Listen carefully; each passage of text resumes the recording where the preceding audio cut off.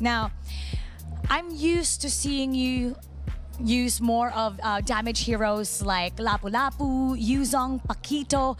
But today, we got to see you use X-Borg and Edith.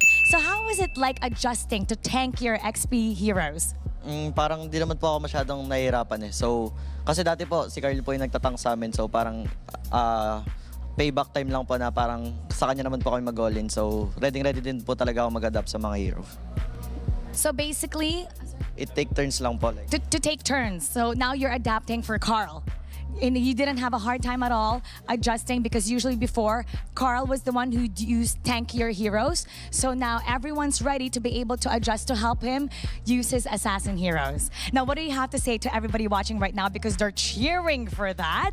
That was such a good series. That was very, very intense. And in the end, you got that. All your fans, what do you have to say? Kinabahan kayo, no? Hindi, joke lang. Ayun, thank you po. So far kasi napapaganda lagi or na uunahan ng Hope Boys in terms of gusto nila mangyari rotation. Pero wow! yun, Divine Judgment, sabay mo pa ng Bennett's Rage, pero i-flicker out pa naman si Nets. Kaso, nandoon naman yung Nightmare Spawn para tapusin yung kanilang sinimulan. Pero meron yatang gustong mangyari at bawi na mangyari nga dito ang Hope Boys. Unin papasok with the Primal Wrath pero sasaluhin yung Ogi Shadow Kill. Oh, Carl TZ ngayon, simulan doon sa puntery ahead pero makakataas pa naman. Penalty zone coming in from Yaya. Makaka-double kill na si Carl TZ with the Haya B and Sanford comes in with the Earth Shatter. Naku po, para makahaapat sila dito. Naka-triple kill pa nga si Carlito. Naging marker niya na okay, aakyat na ako pero penalty zone, kinumit na dito. At kasi JP ako lang mawala din, i-catch nandoon na rin pero Bennett's Rage pinagsasasalo din ng mga miyembro ng Hope Boys. Tapos may Ugi Shadow kill pa namang natitira kaya may double kill pa dito si Carl TZ. At isa na namang triple kill pala ang kanyang ipapakita. Parang throwback talaga to ah.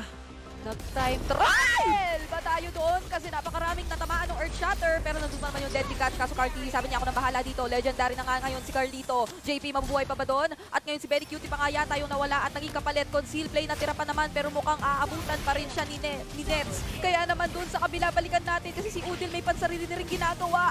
Ogi Shadow kill kinonekta. Edmal, ikaka-triple kill pa nga. Nets nako, medyo napungko. Naminyak na! Carlito with the maniac at naumpog yung flicker doon ni Nets. Make it a savage! Ayan na! Muling nagbabalik ang Child Prodigy! Carl TZ, the young goat! Kaya ngayon, kailangan ng hindi maging even ito. Mukhang ipapalag na ng dalawang kupunan. Curse of Blood, kumonekta. Napakarami. May Netherrealm pa na natitira. At nandito na rin si Carl TZ. Spear of Alpha pa pala yun, pero may knock-off ng Earth Shatter. At kung napakataas ng sustain ni Amal, kinakayanan niya pa rin lahat, pero tinanggap niya rin yung Tempest of Blades. At ngayon, unstoppable na rin si Sanji, sumasayaw na rin si Carl TZ. Mukhang makakatakas pa nga yata, hinahabol nga lang ni Yetri. At nandun yung... Naglaro agad yan, nagling, nagfunny, lahat ng pwedeng assassin na ilabas, pero si Sanford. Hop, nakikipag-microhan dito, Aray! ayan na! Ang sakit na yung bawat tusok na meron si Carl Tusok. Mga ganong small things lang kung saan nasusulit talaga nila yung mga plays pero si Ye kumuha dito I'm offended play.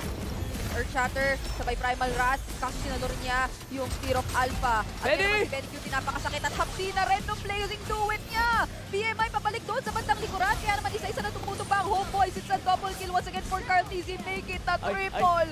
Kasi nga palungsi. And the rest of the members naka-conceal. Sanford being in charge, pumasok na si Benny Cutie, ayan na si Sanford! Nako, hinuli na nga din si Yetri na naman pero may Netherrealm pa kinakailangan problemahin ng Hope Boys. Pero bago pa nila problemahin yun, sasapat pa ba yung oras na meron sila? Kasi talagang nawawala na sila isa-isa at accessible na nga ang base. Mukhang... Yung poke na yan. Hindi mo si Sanford, nag-ano na, Primal Wrath na dinagadagan. Okay, nilaban na yung Primal Wrath, no? Kahit na napuno kasi kagad eh, yung mga papokong armor, kaya medyo masakit talaga yung damage output ni Sanford dito. But Sanford putting in a lot of damage dahil doon sa Primal Wrath. Lang din sila nung mga kidlat-kidlat na magtatatalon-talon. Pero speaking of talon, tumalon ayun, si sakit. Adamir. Medyo masakit na rin ngayon, pumaprok na ngayon yung Warcry passive. Hindi mo natatalon si Benny Cutie. Okay, nasa loob sila ngayon ng isang napakanipis. Nadaanan, Tempest of Blades, atamaan si Adamir, nilasit na lang lahat ni Carlito. Pero hindi pa umabot yung panguling bana habang nandito. Damage siya lahat kasi ang ganda ng mga pasok. Dalawa ang pumapasok na malupit dito eh. Oh, yun na. Si Benny tsaka si Kyle. Okay, mauna si Fordy ngayon. May damage output. Damage of Blades. Sino una tatamaan? Si Adamir. Hindi na nakapag-ultimate. Dalawa ngayon mawawala si JPL tsaka si Adamir. Yung dalawang taga-Singapore na ko nagdamay pa ng isang Pinoy dahil nawala na rin si Owl. Si Kurt ngayon ang babanatan. Berserker Barrage. Shadow, Quad Shadow out. Sabay Chukchak na Chenes out. pero ang Lord na ito ay mukhang mapapasakamay na talaga. Hindi pa ni RSG, ni Sanford, at sila na ang makakakuha ng isa pang kill. Oh, Irad pumasok ulit. Gusto ko dito si Benny Cutie pero makatakas din naman. Wala na yung Primal Wrath pero yung Weak Shadow Kill nandiyan pa rin naman. RSG Philippines. Naagawan sila ni Sanford at nabawian pa ni Carl TZ. And the TPs are out! Look at the recalls! Grabe na po! Ay, di pa tapos si Carl TZ dito. Oh, Thorn Throws, tumamak, manekta, Summon Force, nilabas din pero parang delikado ata dito si Carl. Okay, may minions pa naman. At Binanto execution si Kusay nagulat. Meron pang JP nagpakita na nga dito dahil hihila pero naka-cancel out. Pero nakahila pa rin. It's gonna go on to Aqua. Tutumba na nga siya dito. Benny Cutie nagwawala na doon sa likod at nanakap pa si Irad ng Lord. Naka-shadow out pero sakto. Napunta kay Benny Cutie at napinasa pa kay Carl TZ. Double kill at si Light na lamang ang natitira. We deserve